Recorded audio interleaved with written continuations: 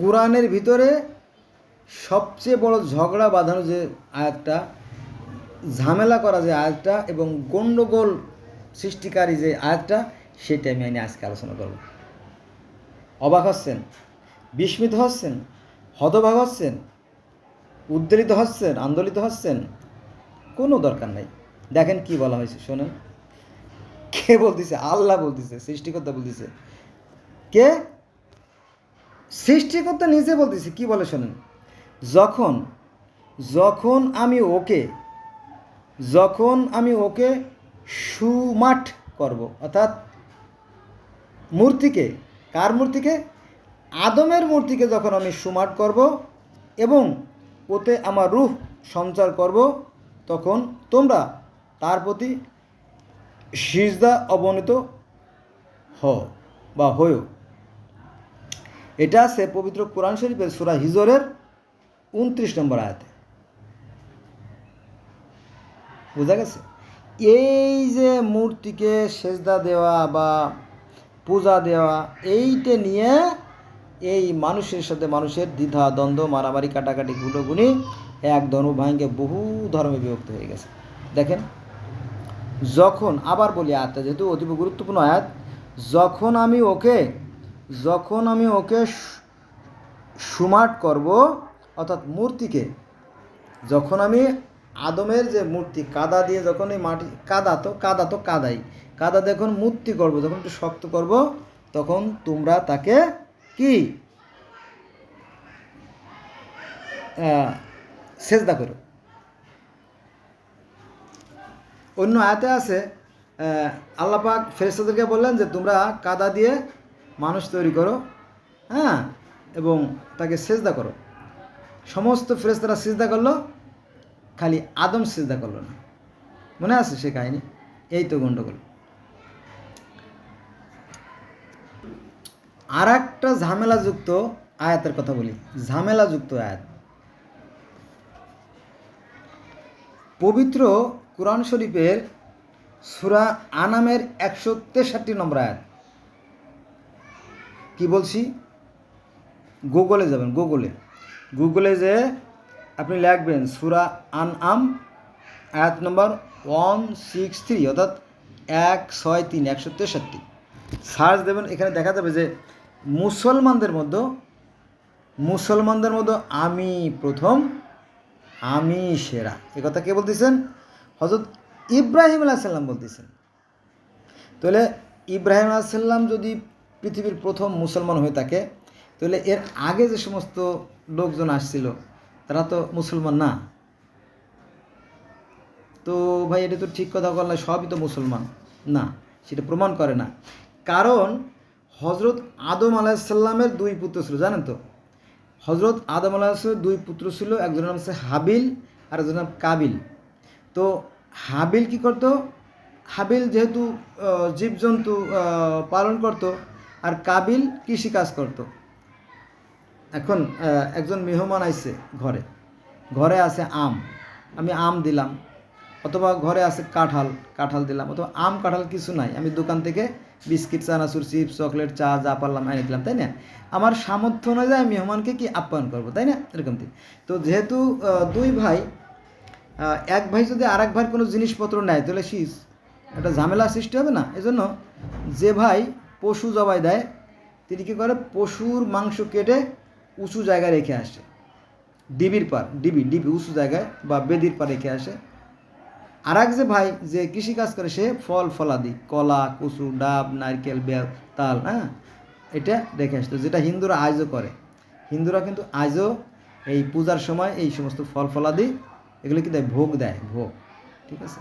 তো এইটা প্রমাণ করে যে আদমের দুই সন্তান কি ওই হিন্দুদের মতোই ছিল।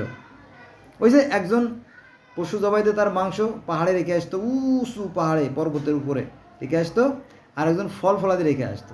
আল্লাহর যেটা মন চায় সেটা খা, আল্লাহর যা মন চায়। আবার যদি আমরা গ্রিক পুরাণ, রোমান পুরাণে দেখি, তাহলে সেখানে আমরা দেখব যে মানুষ যখন সৃষ্টি হয়ে গেল, অর্থাৎ স্বর্গের দেবতা যখন জিউস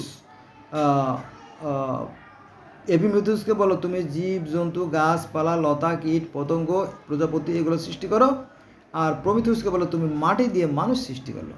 যখন সৃষ্টি করা হয়ে গেল, যখন ফাইনাল, তখন একটা অনুষ্ঠান হয়েছিল। অনুষ্ঠান যেমন আদমকে যখন সিজদা করা যেমন একটা অনুষ্ঠান, ওরকম একটা অনুষ্ঠান করছিল এই স্বর্গে দেবতা জিউস। বলো দেখো মানুষেরা, এই পৃথিবীতে এই গাইয়া গাইয়া গাইয়া মানে পৃথিবী, এই পৃথিবীতে যে সমস্ত জিনিস উৎপাদিত হবে ওটা সব জীবজন্তু অথবা ফল ফল আদি তার অর্ধেক কিন্তু দেবতাদেরকে দিতে হবে, উৎসর্গ করতে হবে, আর বাকি অর্ধেক তোমরা খাবা। বলো ঠিক আছে। তো এর ভিতরে একবার একটা গরু জবাই হয়েছিল। ওই সেই গরু জবাইয়ের কাহিনী কিন্তু আরও বহু আগে থেকে আছে, সেই আরও কত 7,000 বছর আগে বা 10,000 বছর আগে, যাক সেই গ্রিক পুরাণ রোমান পুরাণে। তো সেখানে একটা গরু জবাই দেওয়া হয়। গরু জবাই দেওয়ার পরে দেবতাদের তো দিবি ভালো মাংসটা, তাই না, আর নিজেরা একটু কম নয় খালি। কিন্তু এখানে মানুষের চালাকি করে, অর্থাৎ প্রমিথিউস চালাকি করে, কী করছে জানেন, ভালো মাংসগুলো একটা জায়গায় লুকাইয়া তারপর ময়লা টয়লা দিয়ে ঢেকে রাখছে, আর হাড্ডি গুড্ডি চর্বি টর্বি যেগুলো যে উদ্ভিষ্ট জাতীয় যে মাংসগুলো, ওইগুলো সুন্দর চামড়ার মধ্যে ঘিরে উপরটা পরিষ্কার করে রাখছে। তো দেবতারা কিন্তু সহজ সরল, জানেন তো, দেবতারা সহজ সরল, আবার সৎ মানুষরাও কিন্তু সহজ সরল হয়।